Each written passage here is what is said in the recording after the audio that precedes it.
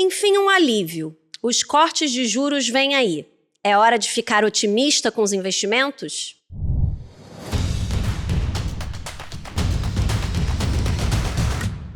Olá! Sejam todos muito bem-vindos, todas muito bem-vindas ao podcast Touros e Ursos, o podcast do seu dinheiro. Eu sou Júlia Vilchen, editora-chefe do Seu Dinheiro, e hoje nós vamos falar sobre um momento muito aguardado pelos investidores, que é, finalmente, aí, o provável início do ciclo de corte de juros, de afrouxamento monetário nos Estados Unidos, que deve começar nesta semana, na próxima quarta-feira. Talvez já tenha começado quando você estiver assistindo ou ouvindo esse programa. Esse é um dos acontecimentos mais esperados pelos investidores no mundo inteiro, porque, de fato, juros mais baixos nos Estados Unidos liberam aí muitos recursos para serem investidos não só nos ativos americanos, mas no mundo inteiro, inclusive em países emergentes como o Brasil, o que tem aí o poder de impulsionar os preços dos ativos de risco para cima, como, por exemplo, as ações. Então a gente vai conversar um pouquinho sobre o que esperar, né, com esse início de ciclo de corte de juros nos Estados Unidos e, provavelmente, por consequência, também aqui no Brasil.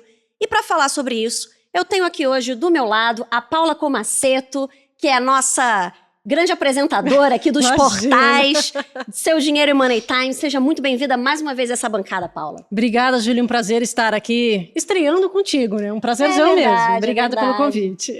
Muito obrigada. E como nosso convidado aqui, nosso entrevistado de hoje, eu estou aqui com Luiz Otávio Leal, que é o economista-chefe da G5 Partners. Seja muito bem-vindo, Luiz Otávio. Muito obrigado pelo convite, Júlia, Paula. Participar dessa primeira reunião de vocês duas é um grande prazer. Então vamos lá, vamos ver o que a gente pode falar desse momento decisivo aí que a gente vai ter com esse processo de redução de juros lá nos Estados Unidos. Legal. E você aí que está nos assistindo, nos ouvindo, se estiver no YouTube, pode já deixar o seu like, se inscrever no nosso canal para que o nosso conteúdo chegue a mais pessoas. Nós também estamos presentes nas principais plataformas de áudio, como o Spotify e o Apple Podcasts, então você também pode nos acompanhar por lá. Bom, vou começar aqui o primeiro bloco do nosso programa, que é o nosso bloco de perguntas e respostas, discutindo aqui o tema do programa, né? O investidor quer saber, né? Para onde os mercados vão agora que, finalmente, o ciclo deve começar a virar. Então, minha primeira pergunta, Luiz Otávio, o Federal Reserve, Banco Central norte-americano, deve iniciar essa semana, talvez no momento em que o nosso espectador estiver nos ouvindo, já tenha iniciado o ciclo de cortes de juros, né, na super quarta, aí, como a gente chama, super quarta dos bancos centrais. Qual que é a sua expectativa para a trajetória de juros nos Estados Unidos daqui para frente? Esse primeiro corte e os subsequentes, enfim, até onde esse ciclo deve chegar? E de que maneira esse afrouxamento monetário afeta os mercados? Bom, eu tenho uma boa e uma má notícia. Tá? Vou começar pela má notícia. A má notícia é que, provavelmente, o Banco Central americano não vai cortar os juros esse ano tanto quanto o mercado estava esperando. Tá? O mercado está no otimismo muito grande, com 3 cortes para esse ano, e existe uma divisão muito grande no FONC, né, no FOMC, que é o cupom americano, que provavelmente vai indicar que a gente tenha só 2 cortes, tá? Ou seja, um corte agora, o último quarta-feira, e provavelmente em dezembro a gente tem outro corte, tá? O que vai fazer com que provavelmente a gente tenha algum tipo de correção no mercado no curto prazo, tá? Então o mercado ele veio numa crescente, tá? Então a gente está vendo bolsa brasileira, bolsa americana, bolsa japonesa, bolsa coreana, qualquer bolsa que você olha ao redor do mundo, ela está batendo recorde atrás de recorde, tá? E muito em função dessa expectativa de corte de juros. Inclusive, até alguns clientes perguntam, mas será que não está muito esticado? Será que não pode ser uma bolha, que nem na época do Nasdaq, no início desse século? E a minha resposta é sempre a seguinte: eu nunca vi uma bolha estourar com os juros caindo, tá? Então, eu acho que a gente teve um pouco desse otimismo, que pode passar por uma correção no curto prazo se o Banco Central deixar claro que não vai ter 3 cortes. Essa é a parte ruim. A parte boa é que, provavelmente, no ano que vem, a gente vai ter um Banco Central americano mais dovish, ou seja, mais propenso a reduzir os juros, tá? Seja porque, teoricamente, a gente pode ter um aprofundamento das condições econômicas para isso, ou seja, uma piora do cenário de atividade, principalmente o mercado de trabalho, seja porque a gente vai ter uma mudança da estrutura do Fed, tá? E pode ser, inclusive, uma mudança muito expressiva, que vai além do presidente, tá? E onde é que eu quero chegar? A gente tem o Banco Central americano tem 3 estruturas. O Board of Governors, que seria a nossa diretoria do Banco Central. Eles têm uma coisa que a gente não tem, que são 12 FEDs regionais, seria a segunda estrutura. E tem uma terceira estrutura, que é o FOMC, o FONC, que é o nosso cupom. Tá? Quem define os nomes dos presidentes dos FEDs regionais é o Board of Governors, que é formado por 7 membros. O Trump, ele já tem 2 membros que ele já indicou desse board, tá? Que é a Michelle Bowman, que inclusive era uma das mais hawks, ou seja, uma das mais conservadoras, antes de ser indicada para ser vice-presidente de regulação, e ela virou uma das mais dovish, ou seja, mais propensas a reduzir os juros. E agora, depois do pedido de demissão da Adriana Kugler, o Stephen Miran, que era do board lá de economistas da Casa Branca. A gente já tem certo que ele vai ter o presidente, então seriam 3 votos. Onde está o pulo do gato? Essa questão da Lisa Cook. Tá? Se ele consegue demitir a Lisa Cook, ele tem maioria no board. Tá? E o ano que vem é um ano especialmente importante nessa questão, porque, como eu falei, quem define os presidentes dos FEDs regionais é o Board of Governors. E isso acontece a cada 5 anos, em anos terminados em 1, em anos terminados em 6. Tá? Então, ano que vem vai ser um ano em que, se o Trump tiver maioria no board, ele pode, inclusive, mudar os presidentes dos FEDs. Tá? Então, pode ser um ano extremamente importante em termos de política monetária, pode ser uma mudança de paradigma do Banco Central americano, que pode ser tanto ruim quanto bom, tá? Porque pode ser os juros caindo, mais dinheiro na economia, por outro lado, você pode ter uma questão a respeito da independência do Banco Central americano. Tá? Então, eu acho que a tendência, independente dessa questão do Trump, eu acho que a tendência do ano que vem é você ter novos cortes de juros. Tá? A discussão é se vai ser 3, vai ser 4, mas vai ter mais cortes. Tá? E isso sempre é bom para ativos de risco, seja a Bolsa nos Estados Unidos, seja a Bolsa ao redor do mundo, seja qualquer ativo brasileiro em particular. Júlia, posso puxar aqui? Claro. Queria puxar quando você fala da mudança de estrutura ali, principalmente quando você fala ali do Fed, né?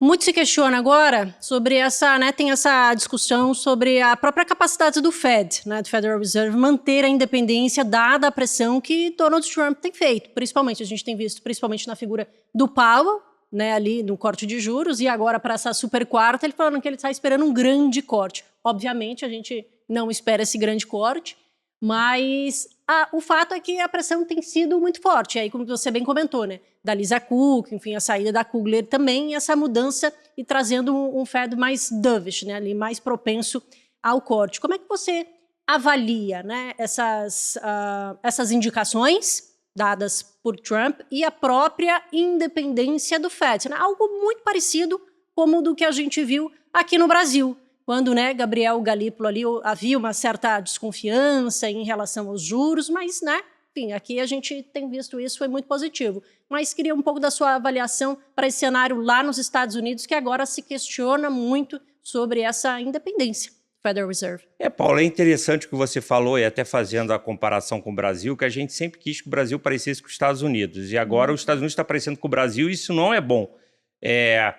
Eu acho que o Trump, em vários aspectos, ele está parecendo criança, tá? No sentido de que quem tem filho pequeno, ou já teve filho pequeno, que nem o meu caso, é aquela criança que está assim, perto da mesa, que tem um monte de badulaque em cima, e ela vai com a mãozinha assim, e aí você fala assim, não, aí ela tira a mãozinha. Aí ela vai com a mãozinha de novo, você fala, não, ela tira a mãozinha.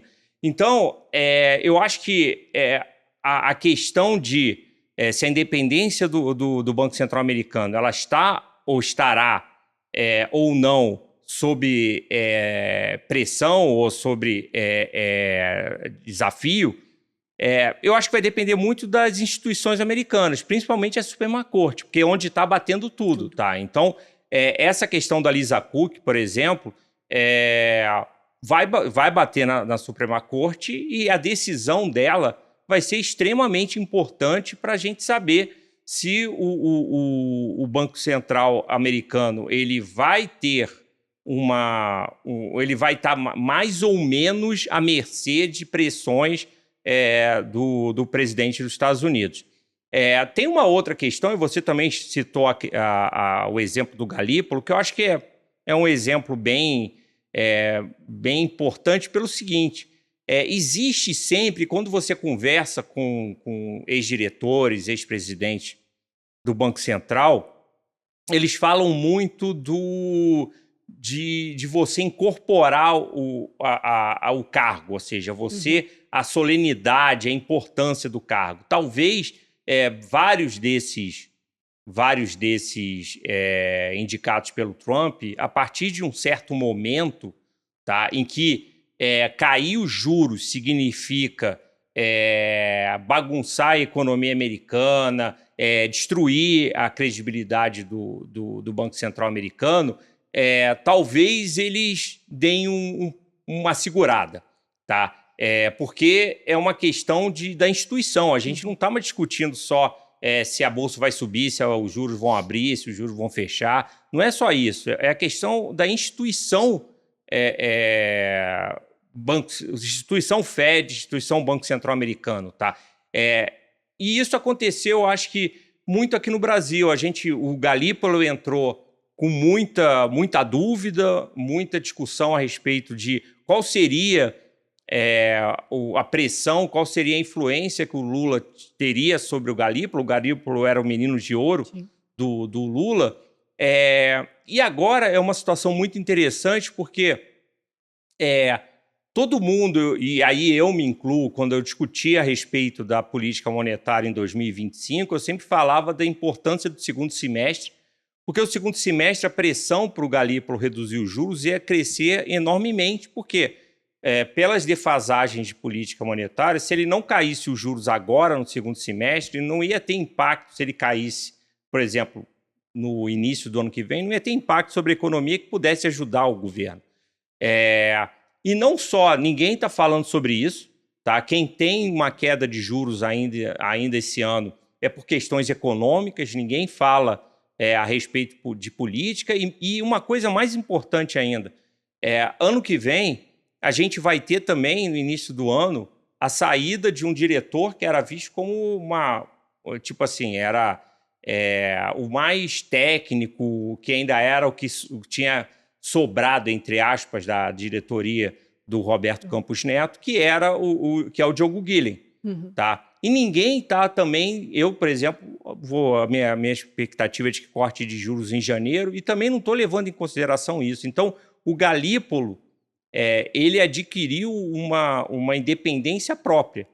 E também não dá para se descartar que isso aconteça também nos Estados Unidos. A gente tem que lembrar que, por exemplo, Jerome Powell foi escolhido pelo Trump, entendeu? E o Trump, 6 meses depois de ter nomeado o Powell, tá? O Powell ele assumiu em janeiro de 2016, se não me engano. Ele já, em julho, ele já estava reclamando do Powell, tá? Então, não por isso o Powell fez alguma coisa que fosse ao contrário do que ele achava certo para fazer, tá? Então, a gente vai a um novo mundo, né? Que a gente tem... outro dia eu estou até discutindo com um cliente da gente lá, que eu falava, antigamente a gente falava 50 minutos de Brasil e 10 minutos de Estados Unidos. Agora a gente fala 50 minutos de Estados Unidos e 10 minutos de Brasil, porque tanta coisa nova nesse cenário americano que deixa a gente até meio perdido na história. Verdade. Então vamos falar um pouco de Brasil, mas puxando pelo cenário americano, né? Porque o que a gente tem visto, principalmente nos últimos anos, e mais ainda desde que o Trump assumiu aí esse novo mandato, é muito mais o que acontece no cenário americano que tem afetado os mercados brasileiros do que o que acontece aqui dentro mesmo do Brasil, né? Principalmente o que diz respeito aí à política monetária americana, né? Então, assim, esse cenário juros nos Estados Unidos meio que se sobrepõe a diversos outros eventos, mesmo a gente tendo essa grande questão fiscal aqui no Brasil, movimentações da curva de juros americana têm um poder muito grande de afetar as bolsas, a bolsa aqui, né, e os nossos ativos de renda fixa também. Então, o que eu queria saber, assim, como que você vê a trajetória para a Selic, dado esse cenário aí de afrouxamento monetário nos Estados Unidos, né? Pelo que eu entendi, você vê o início dos cortes só no ano que vem. Queria saber como que você vê essa trajetória para a nossa taxa Selic, dado que a gente também tem essa semana, né, decisão de juros no Brasil e tudo mais, e qual que deve ser o impacto desse afrouxamento nos mercados domésticos, né? Se essa questão da política monetária vai continuar se sobrepondo aos demais elementos, ou se a questão fiscal ou mesmo a corrida eleitoral no ano que vem podem em algum momento aí roubar a cena. Bom, Júlia, eu acho que a gente tem uma questão, e essa correlação que você vê sempre entre as coisas que acontecem nos Estados Unidos e principalmente quando a gente fala de bolsa aqui no Brasil, essa correlação existe porque a bolsa brasileira está na mão do estrangeiro, tá?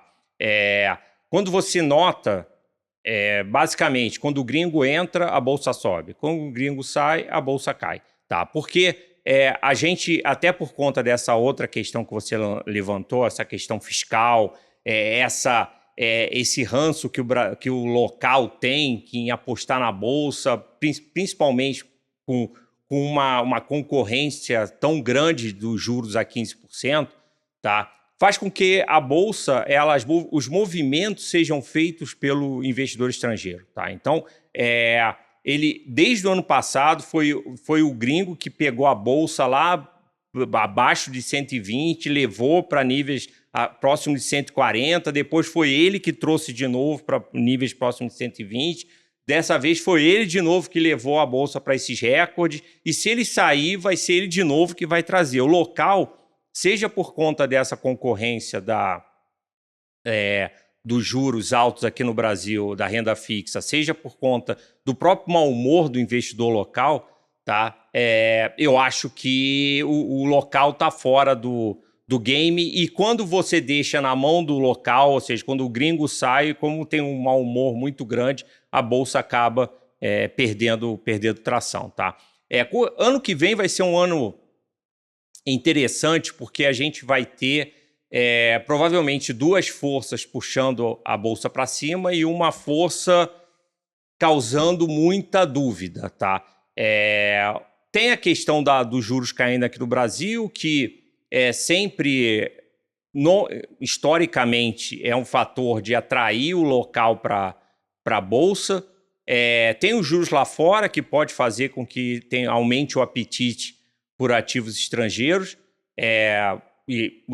pelo estrangeiro na Bolsa Brasileira, mas a gente tem a questão da eleição, tá? A questão da eleição, dependendo de como tiver indo a história, tá?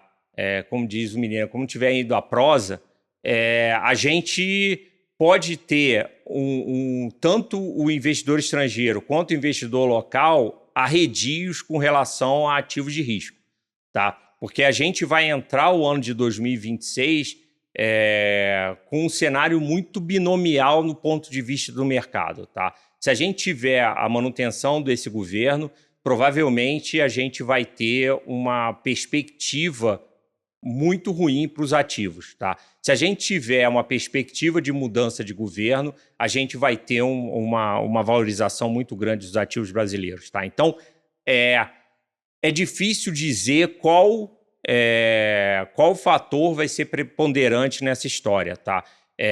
Principalmente porque quando a gente pensa em juros, mesmo a gente esperando que no ano que vem, ou mesmo se começar esse ano, comece a reduzir os juros, ninguém espera um juros despencando, tá? É sair de 15% e fechar o ano em 12,5%, que ainda é uma taxa que é bastante atraente para você continuar investindo em renda fixa. Sim. Tá? Então, eu acho que o que vai ser decisivo mesmo no ano que vem vai ser essa perspectiva eleitoral. Quem vai ser o candidato da oposição, como vai estar as pesquisas eleitorais. Eu acho que vai ter muita volatilidade. Cada pesquisa eleitoral, e a gente vai ter trocentas mil pesquisas eleitorais sendo divulgadas a cada semana, e cada uma que trouxer um desempenho X vai ter um impacto, um desempenho Y vai ter outro. Então, eu acho que eu não cravaria qual seria o resultado da Bolsa no ano que vem. Eu cravaria, só que a gente vai ter muita volatilidade. Isso com certeza, né? Volatilidade que a gente tem visto. Ainda E a mais gente, em ano eleitoral. E a gente até já tem visto, né? Acho que conversando muito dessa própria antecipação desse trade, né? A gente também já está vendo várias pesquisas e como muda o humor do próprio investidor ali, né? Em relação aos ativos de risco. Júlia, posso fazer uma perguntinha aqui? Claro. Em relação a... Quando você fala ali, né? Sobre... Vamos dizer, você é mais pessimista do que o mercado. O mercado está muito otimista para esses 3 cortes agora este ano lá nos Estados Unidos, né? E aí queria fazer uma comparação que você também falou sobre o humor do gringo, né? Dita como é que vai a bolsa aqui. Tenho visto mais analistas vendo mais positivamente esse ano para a bolsa brasileira, dado, né? Recorde atrás de recorde ali, principalmente os principais índices lá nos Estados Unidos, mas a bolsa aqui indo atrás, né? Essa mudança um pouco de, vamos dizer, de perspectiva ali para o mercado que está esperando 3, mas o Fed fala em 2 cortes. Pode trazer, de certa forma, um mau humor para o gringo e, de repente, trazer isso, né, como reflexo para a Bolsa brasileira, porque tenho visto mais os analistas mais, vamos dizer assim, empolgados, dizendo assim, bem possível um rally de final de ano para a Bolsa brasileira. Você enxerga isso?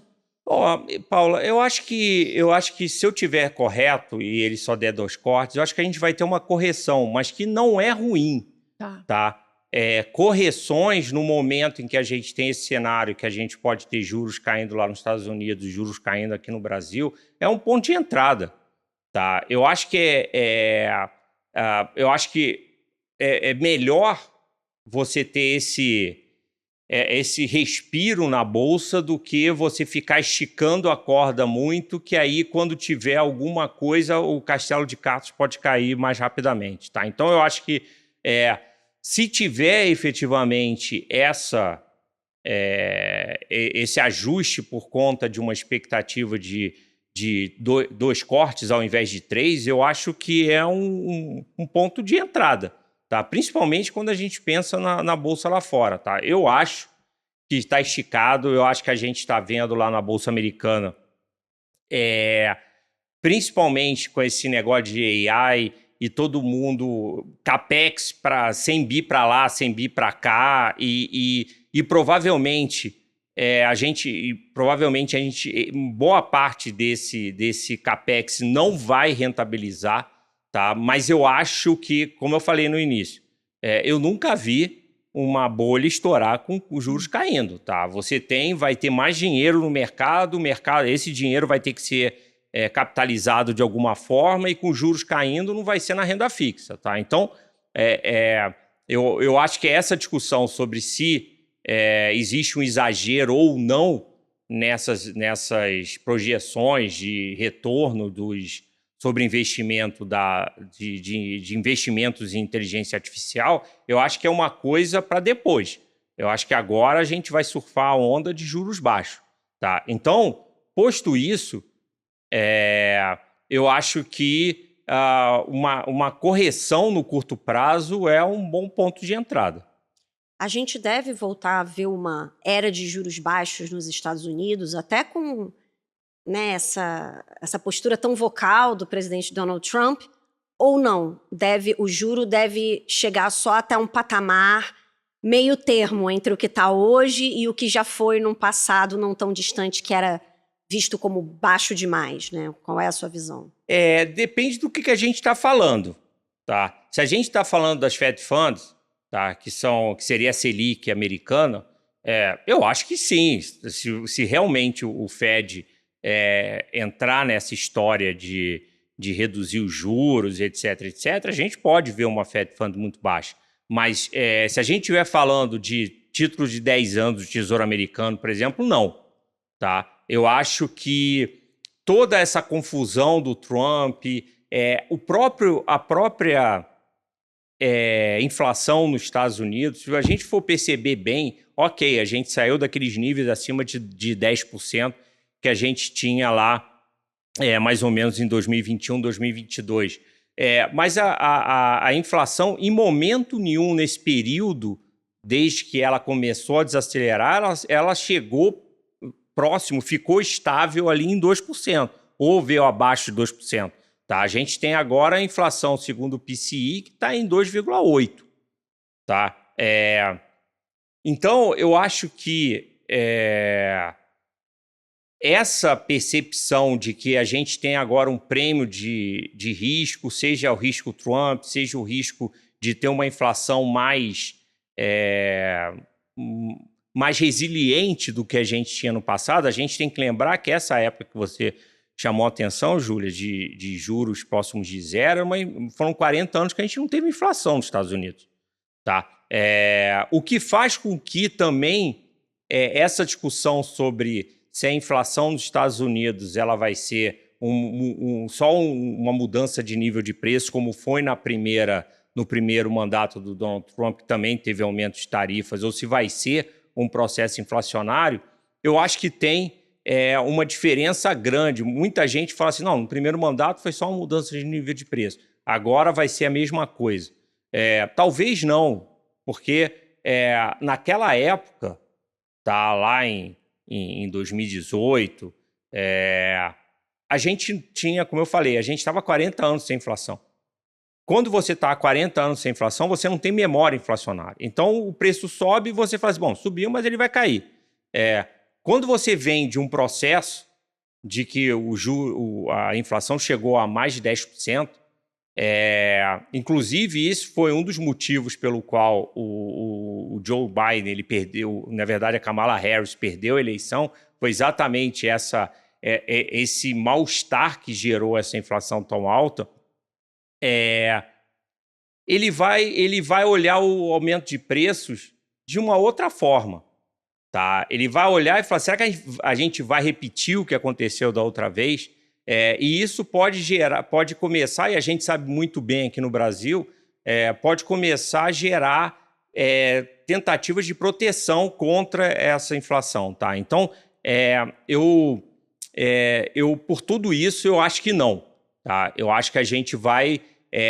os juros nos Estados Unidos, eu acho que eles vão, durante um bom tempo, ficar mais altos do que a gente viu antes da pandemia, mesmo se as Fed Funds reduzirem para até esses níveis mais baixos. Eu acho que a parte intermediária e longa da curva americana vai dar uma empinada e vai ficar em patamares mais altos.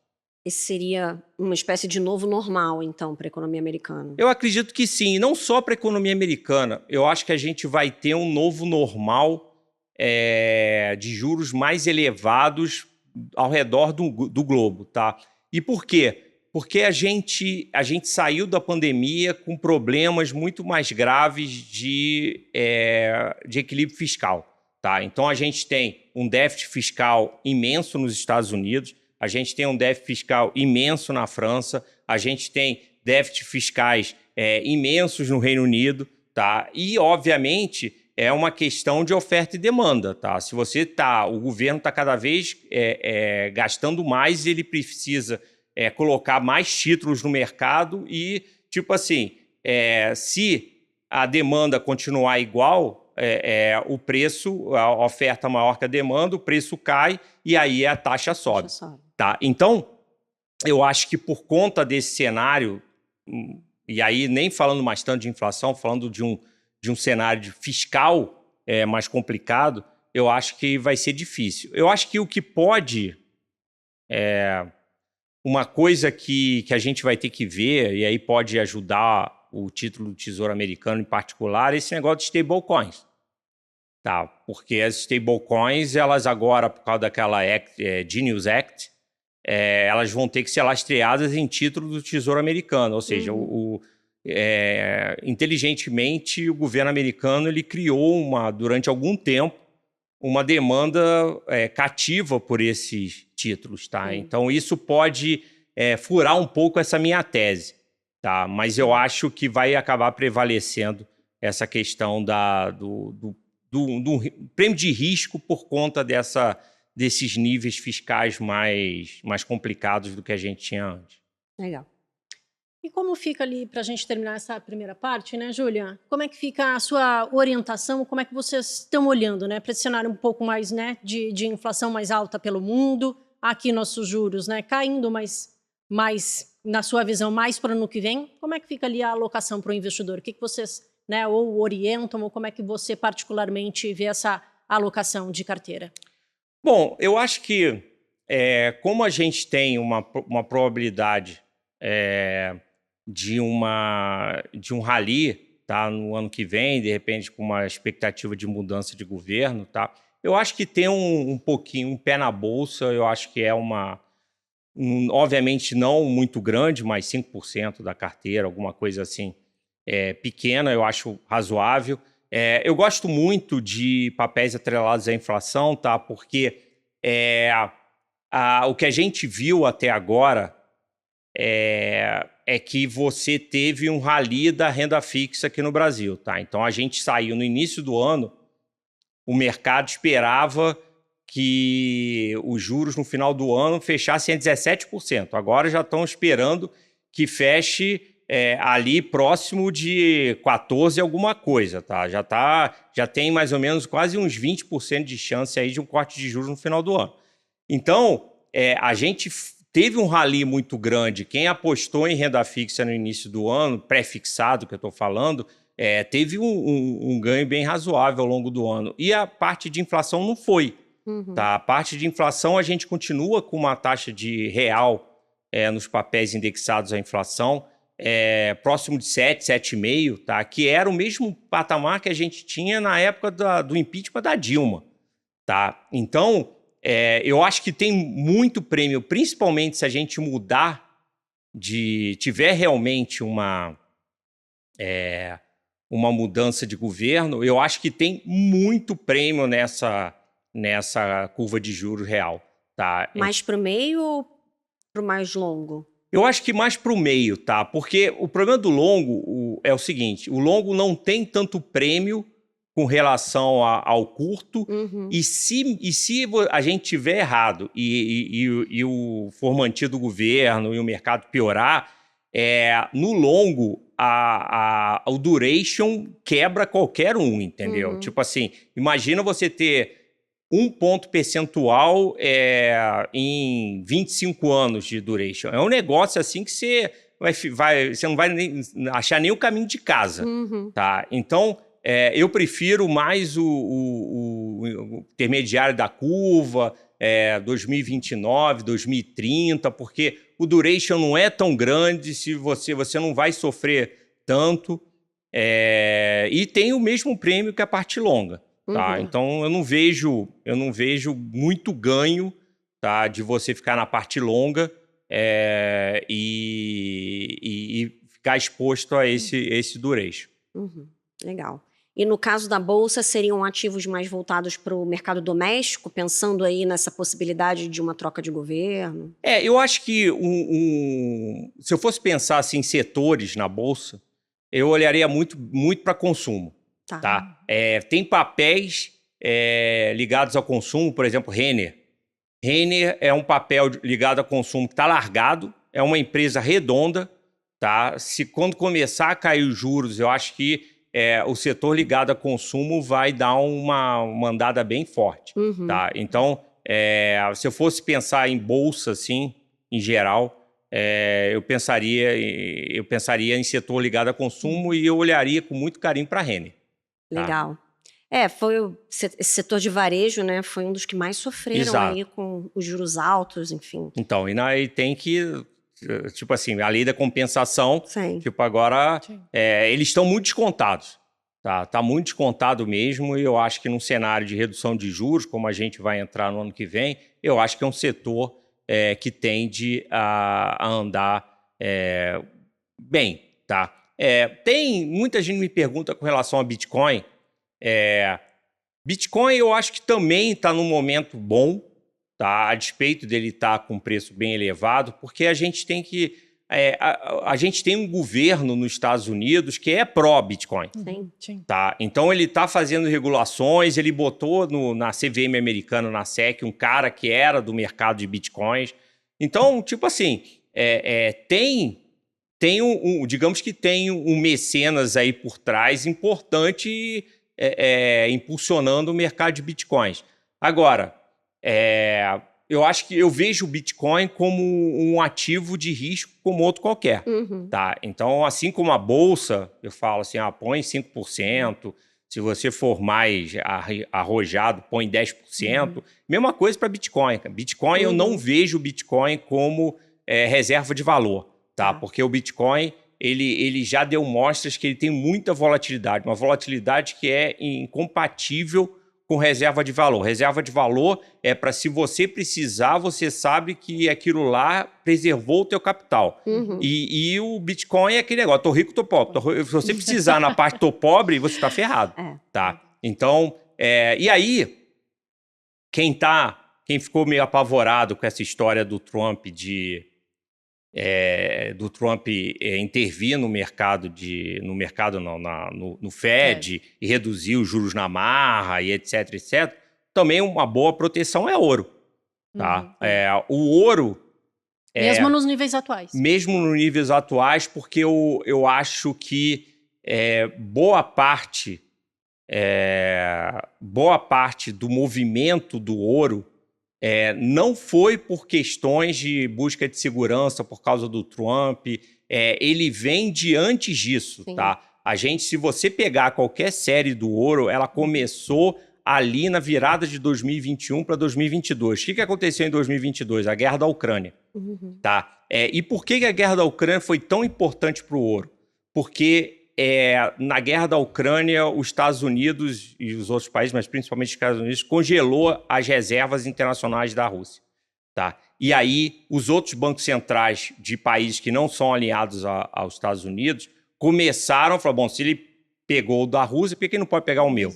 Então, eles começaram a aumentar a participação de ouro nas reservas. Tá? Então, a gente tem uma demanda, não digo cativa, mas uma demanda relativamente estável, que são os bancos centrais aumentando a sua participação de ouro nas reservas. Tá? Então, a não ser que a gente pense que os bancos centrais vão vender rapidamente esse ouro, que eu não acho que é o caso, eu acho que a gente tem aí uma certa estabilidade nesse preço. Tanto que até 2021, a gente tinha, quem acompanha o ouro vai se lembrar disso, a gente tinha meio que um teto psicológico que era $1.000 a onça Troy.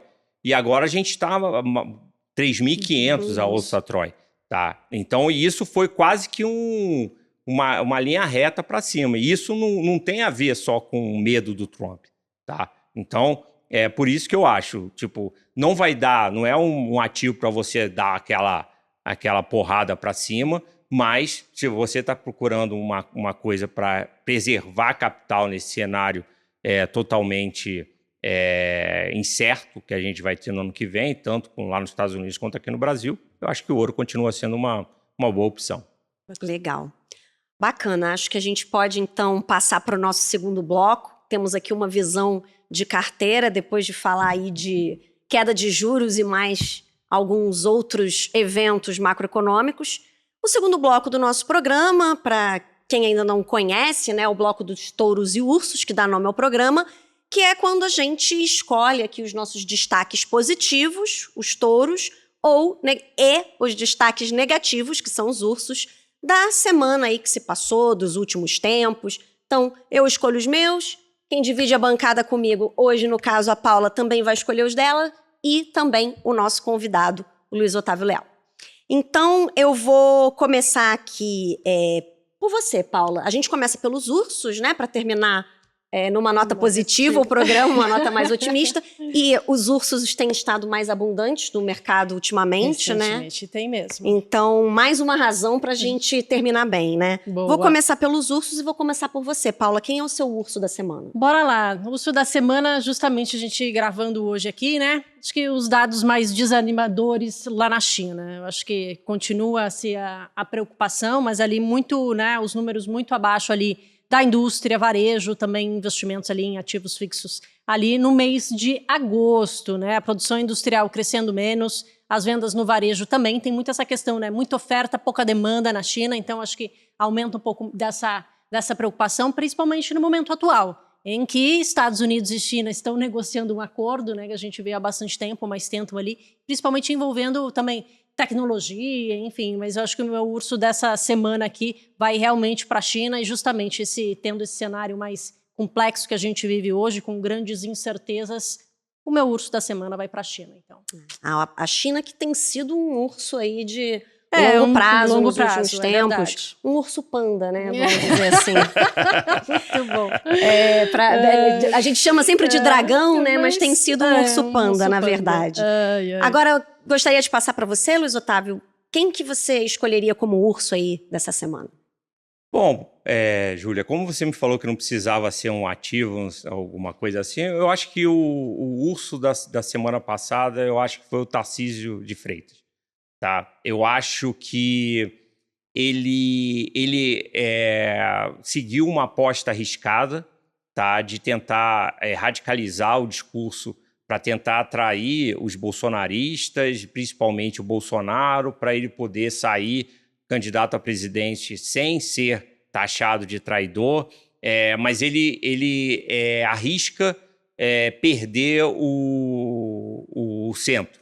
Tá? Quem não é nem de esquerda nem de direita, que no fim é quem vai decidir a eleição. Tá? Ou seja, a gente tem, pode dizer que tem 20% de bolsonaristas, 20% de lulistas, e quem vai decidir a eleição são os 60% que estão no meio dessa história. Tá? Então eu acho que pela aposta arriscada que fez, eu acho que o urso da semana é o Tarcísio. Você acha que as consequências para ele dessa escolha política não vão ser positivas? Como eu falei, pode ser que dê certo, mas é uma aposta arriscada. Até porque eu acho que o Tarcísio, ele de todos os candidatos de oposição que estão aí na prateleira para concorrer com o Lula no ano que vem, ele é o que tem o fardo mais pesado. Tá? Ele tem que fazer uma campanha baseada no salvamento, no indulto do Bolsonaro. Tá? E talvez até por isso ele tenha se empenhado tanto nessa questão da anistia, porque se sair a anistia, ele meio que tira esse fardo de cima dele. Tá? Então, eu acho que é uma aposta arriscada. Ele tem que fazer, o pior é isso. É uma aposta arriscada, mas ele tem que fazer. Mas aquele discurso dele lá na Paulista, eu acho que assustou muita gente do centro. Uhum. Beleza. Bom, eu vou escolher um urso também do mundo da política, né? Eu escolhi o ex-presidente Jair Bolsonaro, que na semana passada foi aí condenado a 27 anos e 3 meses de prisão pela primeira turma do STF. Aí foram 4 votos a favor da condenação contra um voto que se opôs, né? E ele foi condenado por justamente 5 crimes relacionados aí aos eventos de 8 de janeiro de 2023, como organização criminosa armada, tentativa de abolição violenta do Estado Democrático de Direito, golpe de Estado e também outros 2 crimes. E não teria como não mencionar, né, o ex-presidente aqui no programa como o urso, porque realmente essa condenação colocou ele numa situação muito difícil, em que ele praticamente só consegue se fiar nessa questão da anistia, né? Enfim, com certeza vai recorrer, mas ele está com poucas opções aí pelas vias legais, ele tem mais opção aí por essa via política, e é o grande revés da carreira política dele, com toda certeza, até porque a gente está falando de uma personalidade política que já está com a idade avançada, né? Então, os anos irão se passar, e mesmo que ele se livre em algum momento dessa condenação, pode ser que o tempo tenha passado para ele conseguir retornar com força à cena política. Ele já estava inelegível, sim, então já não era considerado muito como candidato nas próximas eleições, e essa condenação aí selou essa não participação, né, do Bolsonaro nas próximas eleições e, consequentemente, deixou em aberto aí quem será, né, que vai representar a oposição. Será o Tarcísio, né? São candidatos que, né, como você mesmo falou, Luiz Otávio, estão numa posição difícil, né, para trazer eleitores. E a gente, inclusive, falou um pouco sobre esse xadrez político, como que fica daqui para frente, como que deve ficar o cenário para as eleições no nosso último programa, no nosso último Touros e Ursos, aí, tendo em vista esse julgamento do ex-presidente. Então, para quem não conferiu, eu recomendo aí que assista, foi bem bacana o programa. Mas, enfim, vamos passar aqui agora para os touros, né? Enfim, vamos ver se conseguimos todos aqui laçar touros essa semana, mas sempre tem algum. Tem alguma coisa. E vou voltar para você, Paula. Qual foi o seu touro da semana? Tá bom, vamos lá. Acho que a gente fala tanto de tecnologia e vai continuar falando, né? Mas aqui, principalmente, acho que citando alguma, né, uma empresa em específico, agora, né, a gente viu agora à tarde que a Alphabet ultrapassou a marca de 3 trilhões de dólares em valor de mercado. Então, se juntando ali as mais valiosas do mundo, Nvidia, Microsoft e Apple, né? Eu acho que ela dentre um touro aí, e também já puxando, posso fazendo um puxadinho aqui para o Nasdaq também, né? Que, como a gente bem comentou aqui no programa, os principais índices por lá renovando recordes, eu digo, fica até difícil da gente acompanhar, né? Fica ali com um post-it tentando, né, ali, mas sempre renovando dia após dia ali. Realmente, você comentou, né, bem esticado, mas é incrível como esse tema e como a gente vem falando sobre esse aumento de produtividade mesmo, né, da inteligência artificial, de tecnologia.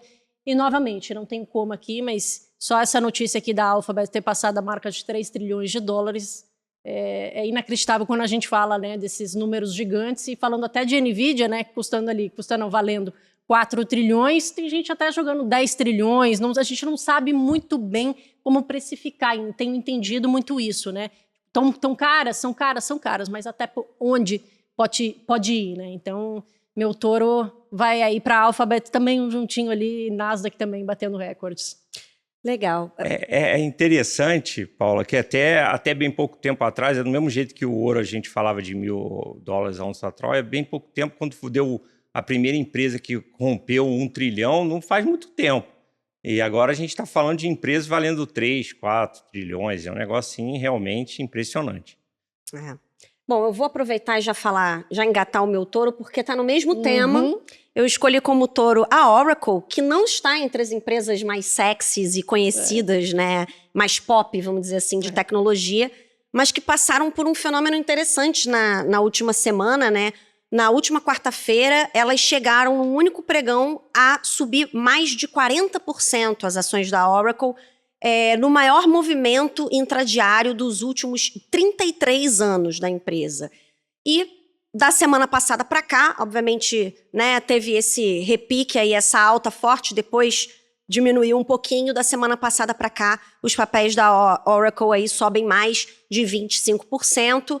Esse movimento, naquele dia, naquela quarta-feira, adicionou cerca de 270 bilhões de dólares ao valor de mercado da empresa, né, naquele único pregão, e chegou a fazer com que o fundador da empresa, o Larry Ellison, ficasse ali no primeiro lugar das pessoas mais ricas do mundo, pelo menos passando Elon Musk, ele, pelo menos por alguns instantes, ele foi o homem mais rico do mundo, né? Depois, quando as ações desaceleraram aí um pouco, ele voltou para trás.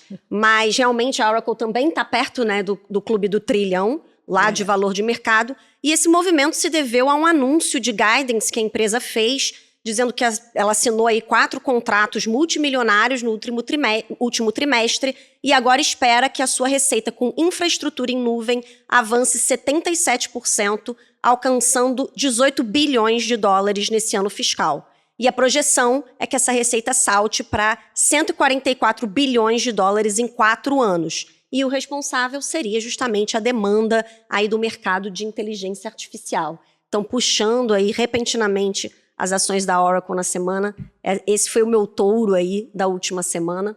E agora queria te passar aí, Luiz Otávio, quem que você considera aí o seu touro? Antes disso, eu vou só falar, você falou assim que não era das ações mais sexy, na verdade é um tourinho velho, né? Porque Exato. a Oracle, vocês duas certamente não tinham nascido quando ela fez o IPO Exato, dela. é uma empresa antiga já, né? Não então, é impressionante mesmo ela ter sobrevivido e com essa saúde toda, é um tourinho bem velhinho, mas ainda dá...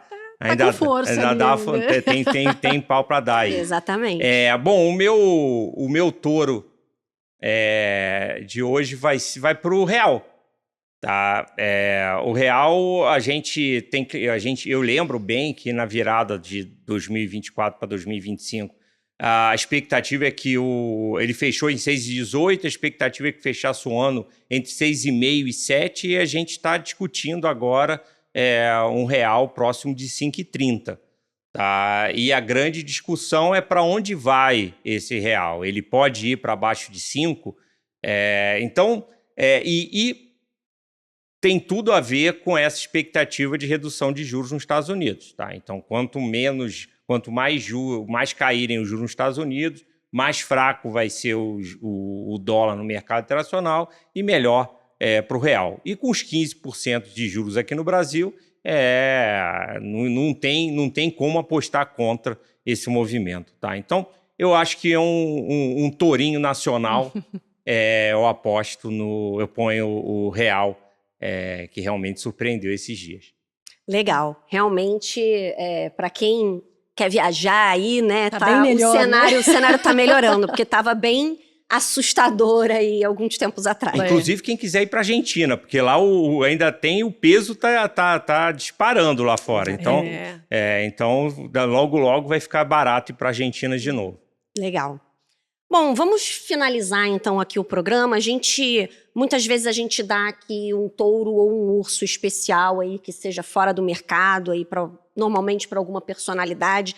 E eu escolhi um touro especial essa semana para dar para o músico, multi-instrumentista, compositor Hermeto Pascoal, que faleceu no último sábado, com 89 anos. Ele estava internado no Hospital Samaritano, no Rio de Janeiro. A causa da morte não foi divulgada, mas ele assistiu nos seus últimos momentos de vida ao show que a sua banda, né, a Nave Mãe, estava fazendo num festival em Belo Horizonte. Show esse do qual ele iria participar, mas acabou cancelando por causa de questões de saúde, mas que ele chegou a assistir a transmissão no hospital e ao final da apresentação da banda dele, eles anunciaram a morte do multi-instrumentista, que é aí um grande nome, né, da música brasileira.